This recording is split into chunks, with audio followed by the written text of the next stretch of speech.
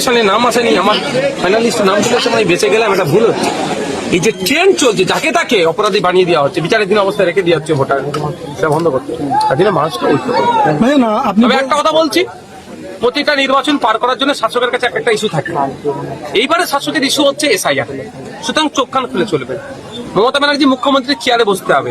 রাস্তায় অনেক গাড্ডা, কিসের গাড্ডা? চুরির গাড্ডা। মাদ্রাসা শিক্ষা ব্যবস্থা ধ্বংস করেছে, তার গাড্ডা। আনিসকে খুন করেছে, তার গাড্ডা। তিলোত্তমাকে খুন করেছে, তার গাড্ডা। হসপিটালে ওষুধ নেই, তার গাড্ডা। স্কুল বন্ধ হয়ে যাচ্ছে, এত খানাখন্দে ভরপুর রাস্তা। মমতা ব্যানার্জির মুখ্যমন্ত্রীর চেয়ারে বসতে গেলে এই খানাখন্দের উপর দিয়ে যেতে পারবে না। তাহলে কি করতে হবে? এই টেম্পোরারি তো রাস্তাটাকে ঠিক করতে হবে, কি কুচো দিয়ে রাস্তাটাকে প্লেন করতে হবে। এই কুচোটা হচ্ছে এই অ্যাডজুডিকেশন আর মুসলিম, এই দুটোর কাছে, এই উনার কাছে অস্ত্র। তাই চোখ কান খুলে চলবে।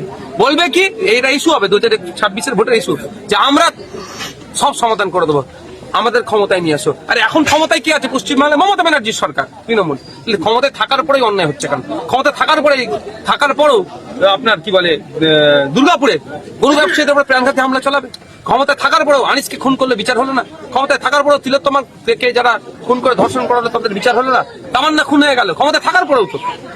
সুতরাং আবার নতুন করে ক্ষমতা পেয়ে কি ডবল ক্ষমতা নিয়ে আসবে? সজাগ থাকতে হবে। 2021 সালে নির্বাচনের বৈতরণী পার করেছিল সিএ এনআরসির ভয় দেখিয়ে। এখন এইবারে নির্বাচনের বৈতরণী বিজেপি তৃণমূল মিলে নির্বাচন কমিশনকে সামনে রেখে এসআইআর কে দিয়ে পার করাতে চাইবে। আমরা নাগরিক, আর্টিকেল 326 আমাদের ভোটার অধিকার দিয়েছে, 18 বছর ঊর্ধ্বে ভারতীয়, সেটাকে আমরা এক্সারসাইজ করবো। আমরা দেখলাম যে আপনি বলছিলেন যে রাজ্য সরকারের পক্ষ থেকে এসআইআর নিয়ে মামলা হয়নি। এখানে কিন্তু শওকত মোল্লা বারবার বলছে আমার দিদি এবং লড়ছে সুপ্রিম কোর্টে গিয়ে, আইএসএফ কিছু করছে না, কি বলবেন? বলছে 68,938/2025 আমার মামলা নাম্বার। নিশ্চিতভাবে দিদি মুখ্যমন্ত্রীর মামলা নাম্বার, মমতা ব্যানার্জির নাম্বার হচ্ছে 2025-এ দেখাতে পারবেন, আমি চ্যালেঞ্জ করছি। আমি নওশাদ সিদ্দিকী মামলা করা, নওশাদ সিদ্দিকী একজন ব্যক্তি। মমতা ব্যানার্জি মামলা করা, মমতা ব্যানার্জি একজন ব্যক্তি। কিন্তু state of West Bengal, Paschimbangla সরকার মামলা করা মানে 10.5 কোটি মানুষ মামলা করছে, প্রায় 7 কোটি প্লাস ভোটার মামলা করছে। কিন্তু এটা করছে না, সব করবে আসল জায়গায়। মানে সারা তরকারি সব ভালো রান্ধব, যদি লবণটা না হয়ে যায় দেশটা কি আর পাওয়া যাবে? এইটা সব করবে। এত আপনারা আজকে ইফতারির ব্যবস্থা করেছিলেন, ইফতারি ব্যবস্থা করেছেন, খেজুরটা আমরা শুনি যুদ্ধে ইফতার করে না থাকলে অন্য জিনিস খায় না। যদি খেজুরটা না থাকতো আমি জন্য বোঝাটা কুসকুস মনে হতো। সব উনি করবেন। রাস্তাঘাটে অন্যরা এসআইআর নিয়ে আন্দোলন করলে পুলিশ দিয়ে পিটাবেন। দেখলেন আলিয়া মাদ্রাসার প্রফেসরদের, আলিয়া বিশ্ববিদ্যালয়ের প্রফেসরদেরকে আর ছাত্রদেরকে মারল। উনি বলছেন এসআইআর এর বিরুদ্ধে। আবার এসআইআর এর বিরুদ্ধে যদি কেউ আন্দোলন করে তার নামে মিথ্যা মামলা, কেস পেয়ে তার মারধর করছে। মানে বুঝতে পারছেন, তৃণমূল বিজেপি মিলে এবার বাইনারি সেট করছে। বিজেপি তৃণমূলের বাইনারি তৈরি করছে। বিজেপি বলবে শুভেন্দু অধিকারী 90% বাদ দিয়ে দেবো, মমতা ব্যানার্জি বলবে আমি রেখে দেবো। এই করতে করতে ভোট এসে যাবে, একটা তো ঝুলবে, কিছু একটা জায়গায় থামাবে, কিছু একটা হবে। কিন্তু আমরা কি বলছি, আগে সমাধান পরে নির্বাচন। কিন্তু মমতা ব্যানার্জি এটা বলছে না কেন? সত্যিকারের অর্থে মমতা ব্যানার্জি যদি ভোটারদের পাশে থাকেন তাহলে ওনার প্রথম কাজ কি হবে? আগে সমাধান পরে নির্বাচন।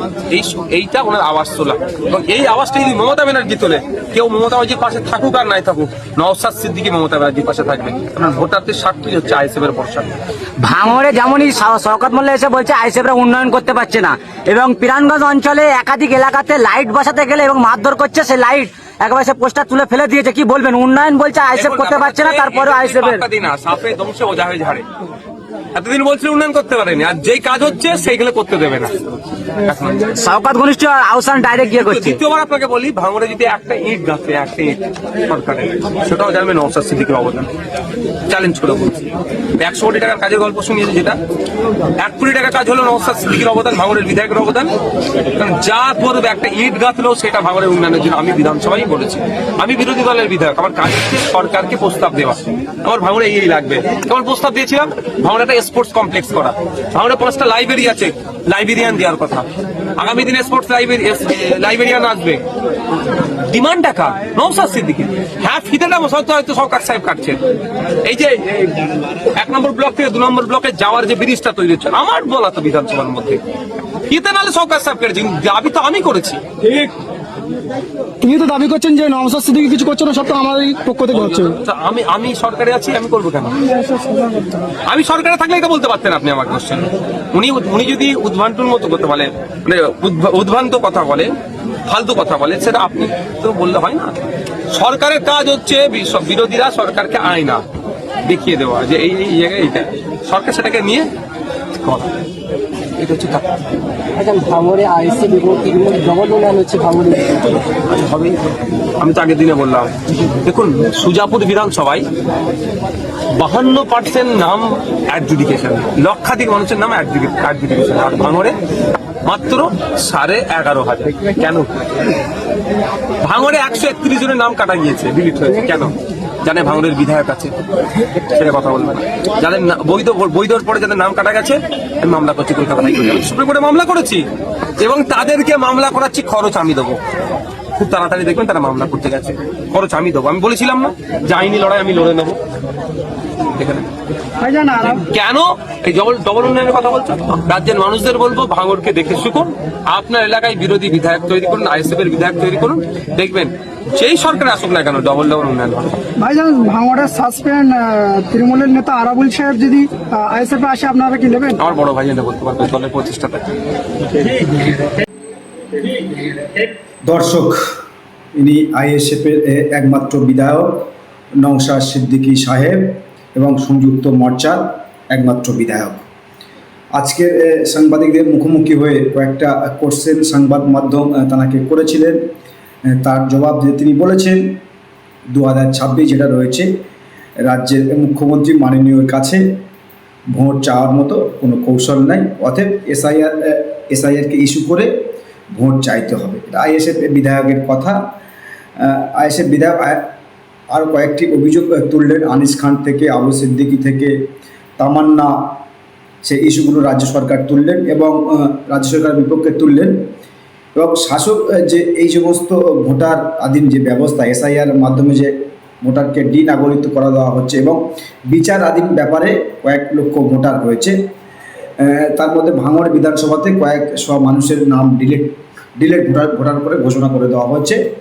সেটা নিয়ে তিনি মামলা করছেন হাইকোর্টে, সুপ্রিম কোর্টে, এবং করবে সমস্ত তার খরচায় আর কি। তো নওশাদ সিদ্দিকীরা যে বারবার বলছিল না যে সুপ্রিম কোর্টে নওশাদ সিদ্দিকী এসআইআরের বিরুদ্ধে মামলা করেছে, তার এই কেসের নাম্বার, মামলার নাম্বার তিনি কিন্তু প্রকাশ্যে দিয়েছেন, মিডিয়ার সামনে তিনি বলেছেন। আর বারবার যেটা বলা হচ্ছে না, রাজ্যের পক্ষ থেকে মুখ্যমন্ত্রী নাকি সুপ্রিম কোর্টে গিয়ে কেসটা লড়ছে, মামলা করেছেন। তো মুখ্যমন্ত্রীর এগেনস্টে তিনি বললেন তিনি মামলার নামটা বলুক এবং তার যে আইডি নম্বর সেটা বলুক।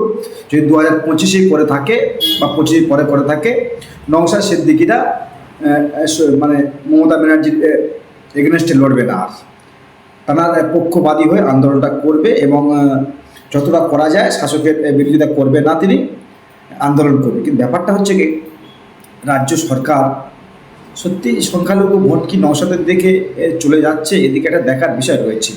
কারণ বারবার আমরা দেখছি আইএসএফের একটা যে ভোট ব্যাংক, যত না নওশাদ সিদ্দিকী বলুক না কেন আমাদের সর্বধর্মের ভোট রয়েছে, তারপরেও নওশাদ সিদ্দিকীর যে ভোট ব্যাংক সংখ্যালঘু ভোট ব্যাংক, আমরা কিন্তু পরিষ্কার জলের মতো পরিষ্কার। তো আমরা সেটা বুঝতেই পারছি, নওশাদ সিদ্দিকীর যে ভোট ব্যাংক মুসলিম ভোট ব্যাংক, এবং নওশাদ সিদ্দিকীর যে ভোট ব্যাংক সমস্ত সংখ্যালঘু, আর সেই ভোটটাকে টানার চেষ্টা করছে মুখ্যমন্ত্রী। কারণ এতদিন মুখ্যমন্ত্রীর কাছে সেই ভোটটি ছিল আর কি। তো নওশাদ সিদ্দিকীটা কিছুটা হলেও টেনে নিয়েছে, নেওয়ার চেষ্টা করছে। দর্শক যেটা বলার বলবেন, আর নজর রাখবেন আমাদের চ্যানেল।